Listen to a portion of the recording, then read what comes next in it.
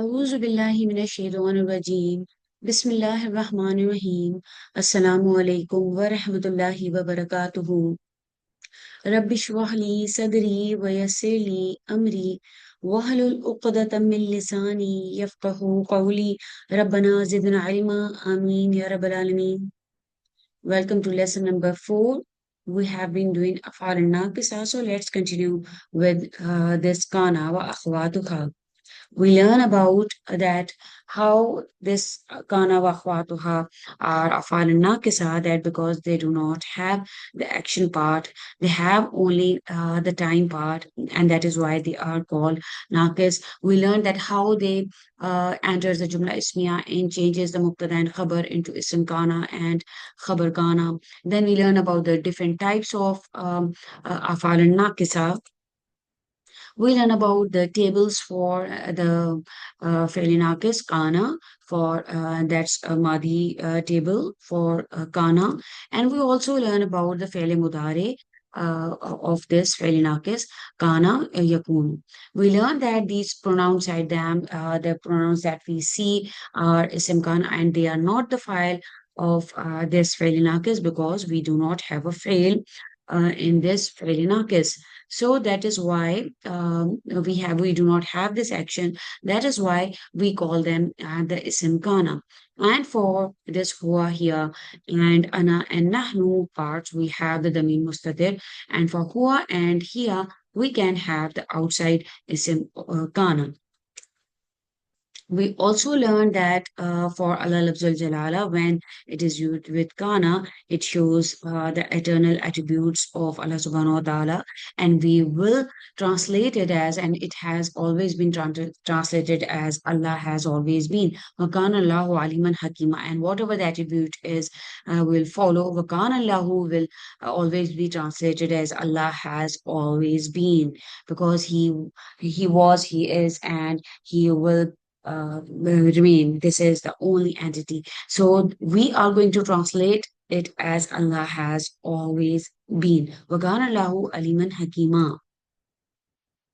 So today, inshallah, we are going to learn one more thing about kana wa akhwatuha. Like when we know that it just enters these afal nakasa enters a jumla ismiya, but also kana makes a jumla ismiya. So every time you see it, go with mubtada. Like it means that whenever a sentence is starting with kana, we will consider it a jumla ismiya. So when you see kana or any of its variations like kana and yakunu and all of it that we have seen here, kana, kana, kanu, kanat, kanata, kunna, all of it. So when you see kana or any of its variations, anywhere call them a mubtada for sure. Like, but for kana and kanat, like these two sigas, we can have an outside isim, not outside file. We have an outside isim because it's just like an fail. The outside doer is only there. So when you have or here versions of kana and reservation. So, the same way we have this kana and kanat might have an outside ism. So we will have this kana and kanat can have an outside ism. So also, as I have told you that when a sentence starts with kana, we will consider it as a jumla ismiya and we will call it a mubtada.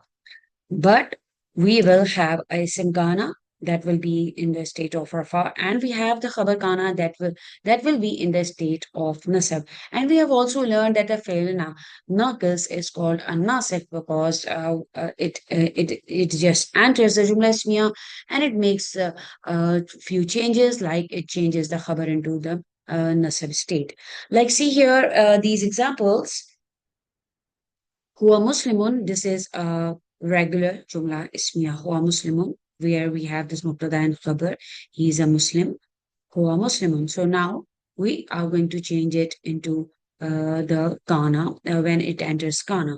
And we know that there is no is, where there is no for the present tense. We do not have is in Arabic language. Huwa Muslimun. We do not see is. There is an invisible is that we need to put for a sentence. But for was, like the past tense, these are all the helping words. So for is, we have the past tense was, and we have the Arabic word kana for this English word was, this helping word. So we are going to change this sentence into as. I have told you that when we make a sentence with kana, it also becomes a jumla ismiya, and every time we are going to see it, we'll call it a mubtada. But it will have an isim kana, and we know that for kana, we have an inside isim, and that is damir mustatir huwa. So we have this isim kana, damir mustatir huwa, and we have the khabar kana, that is Muslimun changes into Musliman, and this is a khabar kana. He was a Muslim. He was a Muslim. So huwa Muslimun, regular jumla ismiya, and kana Musliman is jumla ismiya with the starting kana. Then we have huwa muallimun, he's a teacher. So when we are going to change it with kana, it becomes kana muallimun, he was a teacher. So you see, we have this invisible is here, but for past tense, we have kana, and it will be changed into he was. This is this inside door isim will be damir mustatir huwa, and we have the khabar of kana muallaman, and that is a teacher. Kana muallaman, he was a teacher. So this is just a quick recap to see like it is going to help us when we are going to proceed with more sentences starting with kana. We are going to consider them as our mubtada. So whenever we are going to see it, we'll call it mubtada, because like as I have mentioned, that it might be that that word by itself is mubtada, or we are going to find an outside ism, and also they are all together will be mubtada. So let's see another topic, like we are going to understand that how kana is used with fail mudari, what changes it is going to make when it is used with fail mudari, and also we are going to see it when it is going to be used as fail with fail madi. So when kana is used with fail mudari, we are talking about a near past, something happened in the near past, and when it is used with the fail madi, we are going to call it a distance part, like something happened in the distant past. So let's see how we are going to differentiate when kana is used with mudare and when kana is used with other faile madi. So when what it means when kana is used with the faile mudare, and what it means when kana is used with faile madi, we are going to see that, like when we see kana with faile mudare, it is used to express the near past or repeated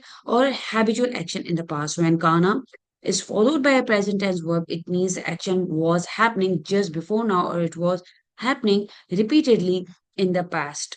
Like, or we can say, like, it will be past continuous for this word. For this, we are going to use it used to. Like, uh, he used to do something, like we will see that in the example, like kana plus fi'l mudari will be translated as used to, and it shows a habitual action. Let's see in the example, kataba, kazaba. Kazaba means he lied. Kazaba means he lied. And we see that here, kazaba, it is just a normal verb, fi'l tam, in which we have the action, and we have the time. We have also the pronoun he. So he lied, kazaba. If we are going to change it, like if kana is going to enter this, we know that kana is usually used with the fele mudare, and mostly you're going to see kana with the fele mudare. So when kana is used fele mudare, we are going to translate it as like kana yakzibu, he used to lie. So you can see the addition of used to here. Kazaba, he lied. Kana yakzibu, he used to lie. And this is something that has happened in the near past, that is past continuous, or something like it shows like he used to lie means it is showing a habitual action of a person.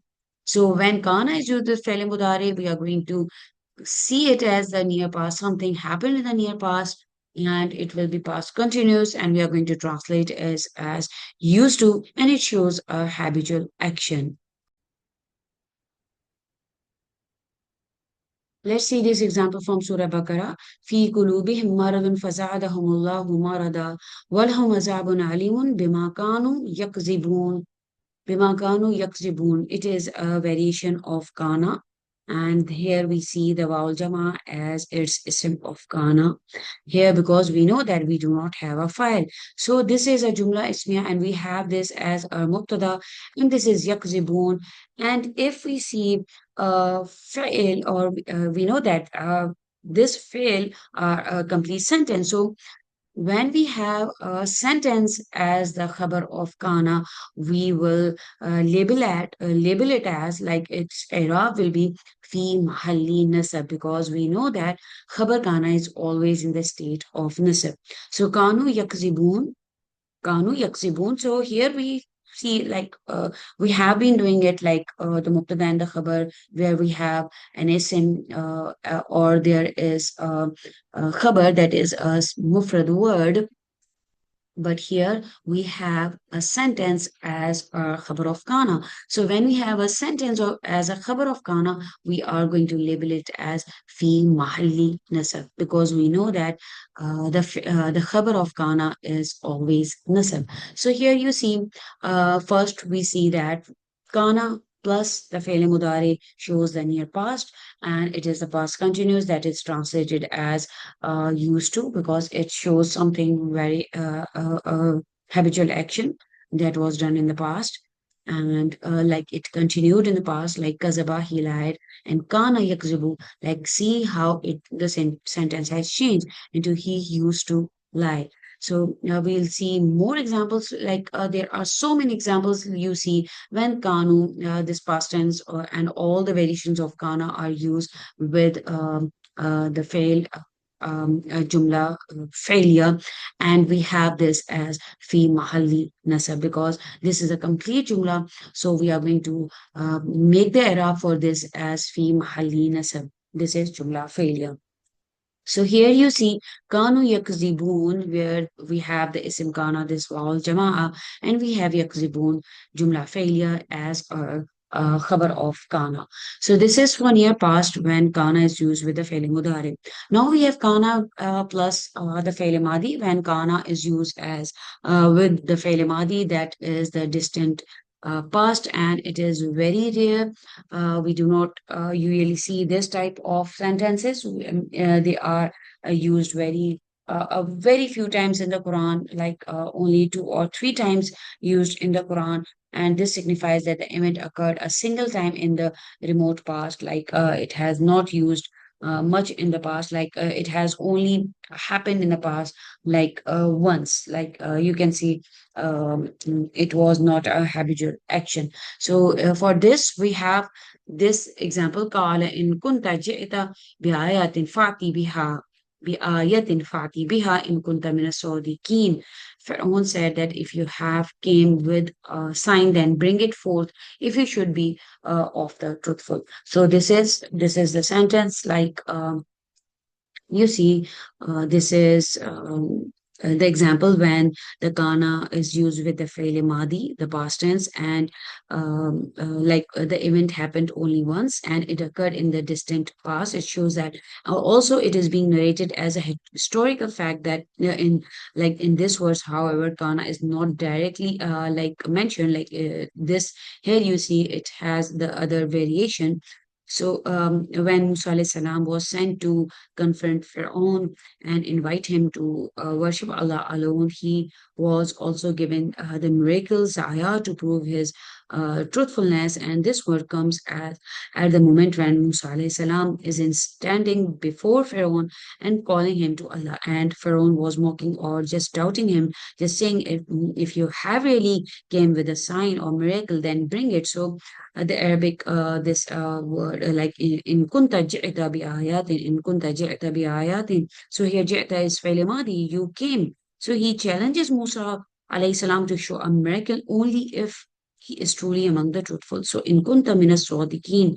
So here, this whole phrase is full of past tense structure, showing Front's doubt, challenge, and rejection at that moment. So the grammar makes it clear that this was a specific historical incident, and this type of language is used to narrate a past event and not a general truth or not like a habitual action.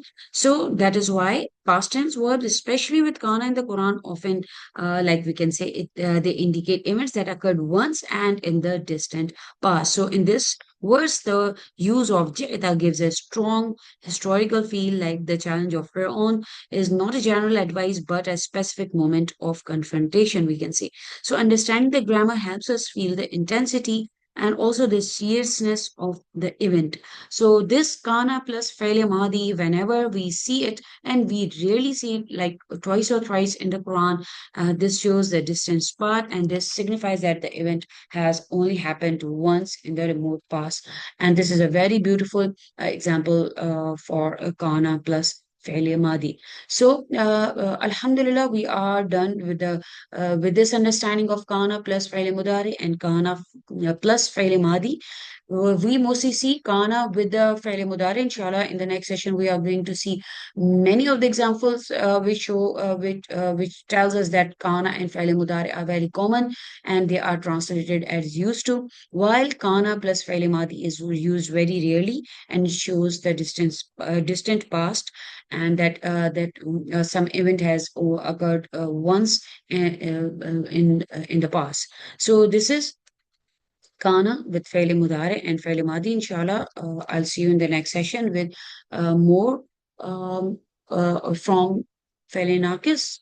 Barakallahu li wa lakum. Assalamu alaikum wa rahmatullahi wa barakatuhu.